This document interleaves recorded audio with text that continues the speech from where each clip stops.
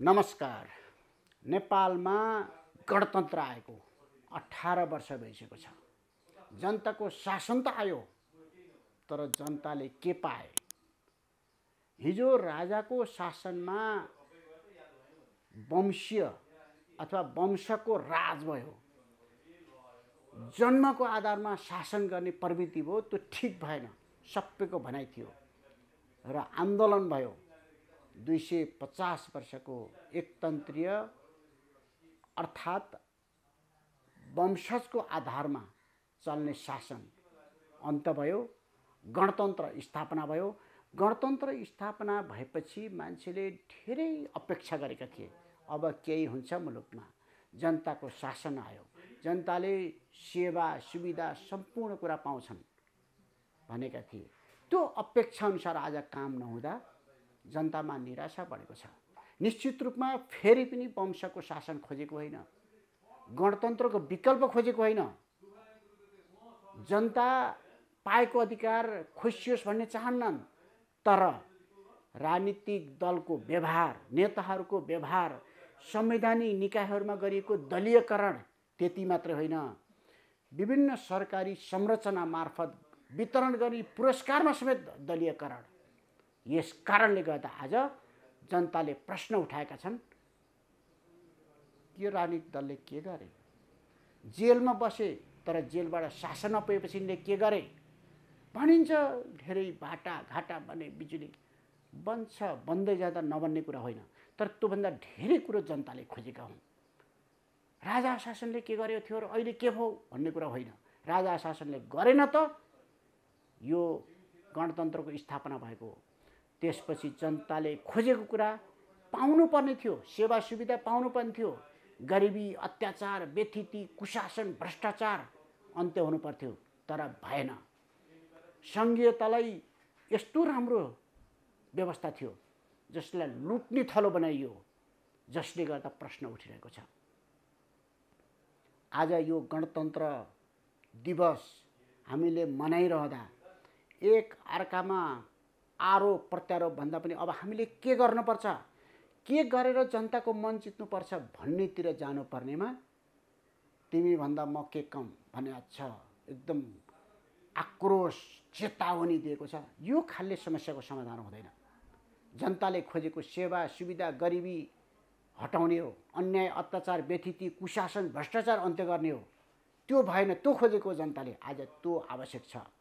गणतन्त्रलाई सुदृढीकरण गर्ने, सङ्घीयतालाई वास्तवमा तलसम्म अधिकार लैजाने, त्यो खोजेको हो। न सङ्घीयताले अधिकार दियो, न गणतन्त्रले सुविधा सेवा दियो जनतामा। केवल नेता बलियो भए, राज्य बलियो भएन। राज्य बलियो नभएकै कारण आज प्रश्न उठिरहेको छ। यो प्रश्न उठिरहेको कुरालाई कमजोर ठान्नु हुँदैन, हामी ठेगान लगाइदिन्छौँ भनेर हुँदैन। हिजोका गणतन्त्रवादीहरू आज यो प्रश्न किन उठाइरहेका छन् त्यो सोच्नु पर्दैन। सत्तामा हुनेले, जिम्मेवार ठाउँमा हुनेले केवल चेतावनी दिएर हुन्छ। सुध्रिनुहोस् शासनमा बस्नेहरू, सुध्रिनुहोस् ब्युरोक्रेसीको निर्णायक ठाउँमा बस्नेहरू। केवल आफ्नो स्वार्थका लागि मात्र केन्द्रित नहुनुहोस्, राज्यको स्वार्थका लागि केन्द्रित हुनुहोस्। तब मात्रै देश साँच्चैको सुशासन, अग्रगामी र जनताले खोजेको परिणाममा पुग्न सक्छ। तब गणतन्त्र बलियो हुन्छ, राज्य बलियो हुन्छ।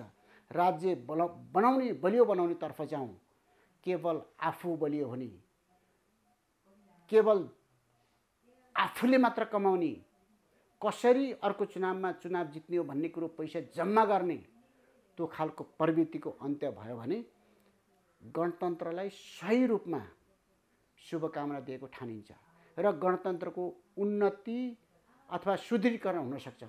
त्यसतर्फ राजनीतिक दल, संवैधानिक निकाय र जति पनि जिम्मेवार निकाय छन्, ब्युरोक्रेसी सबै लाग्नुपर्ने छ। आज हेर्नुहोस् त, संवैधानिक निकाय दलीयकरण भएको छ, न्यायालय दलीयकरण भएको छ, हर क्षेत्रमा तपाईँको दलीयकरण भएको छ।